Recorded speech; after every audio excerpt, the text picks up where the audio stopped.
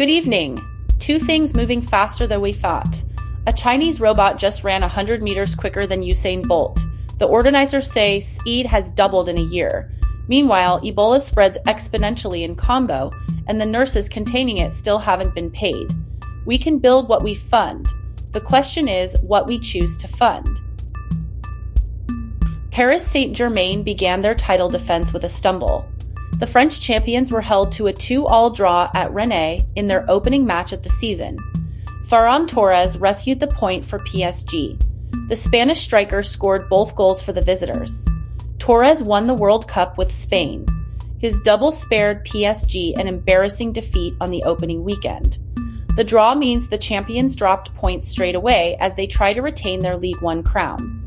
Vanguard reported this. Syria and Israel have held talks in Jordan aimed at reducing tensions between the two countries. The United States helped arrange the meeting, which took place on Sunday. Syria's state news agency confirmed the discussions through a diplomatic source at the foreign ministry. The talks followed recent Israeli strikes on Syria's Abu al-Duhur airbase. The two sides also discussed keeping Syria out of tensions between Israel and Turkey. It's rare for Syria and Israel to meet at such a high level. The countries remain technically at war and do not have diplomatic relations. Middle East Eye reported this. A humanoid robot has broken Usain Bolt's world record for the 100 meters. The machine competed at the World Humanoid Robot Games in China. Organizers say the robots in the competition have become twice as fast in just 1 year. They say it shows how quickly the technology is advancing. Chinese robotics in particular is moving at speed. The record had stood since Bolt set it in 2009. Euronews reported this. Good evening, that's all we have time for in this bulletin. We've covered the main developments from across Europe and further afield today. The stories range from politics to business, and from culture to travel. We'll be back with more throughout the night as events unfold. Euronews reported this. A city in America has been painting its roads with a special reflective coating to try to cool them down. Phoenix, Arizona treated 36 miles of streets in 2020. The surfaces became 12 degrees Fahrenheit cooler at noon.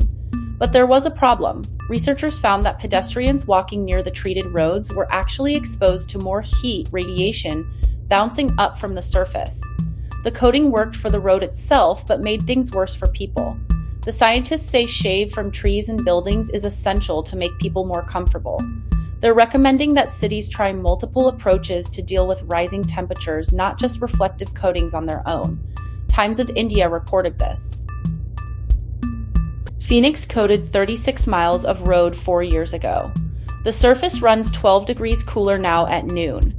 That is one city's answer to heat. This is a court's answer to silence. A high court in Mendoza has overturned the acquittal of Kumiko Kosaka, a former nun at the Instituto Próvolo. She had been cleared last year of abusing deaf children between 2005 and 2016.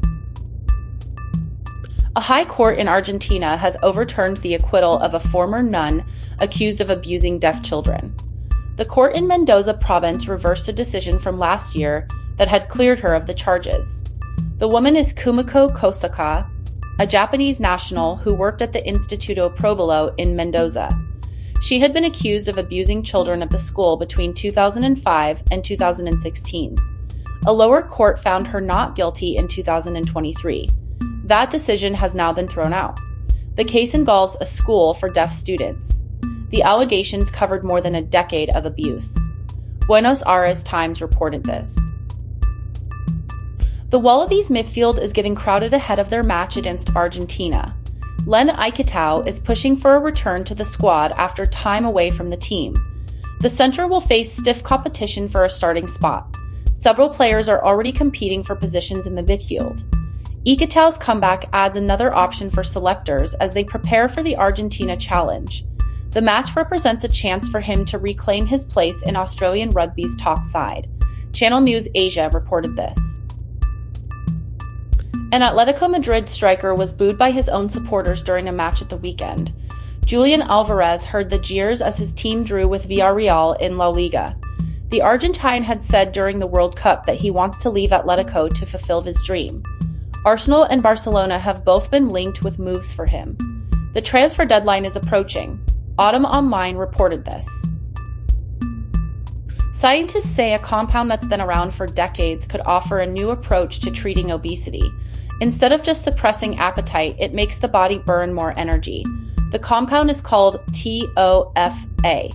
In tests on mice, it increased energy use by up to 18% and reduced body fat without causing significant muscle loss. It also improved blood sugar levels, triglycerides, and fatty liver disease. The results were even stronger when researchers combined TOFA with drugs like Ozempic, Wegovy, Mounjaro, and Zepbound. Those are the GLP-1 medications already being used to treat obesity and diabetes.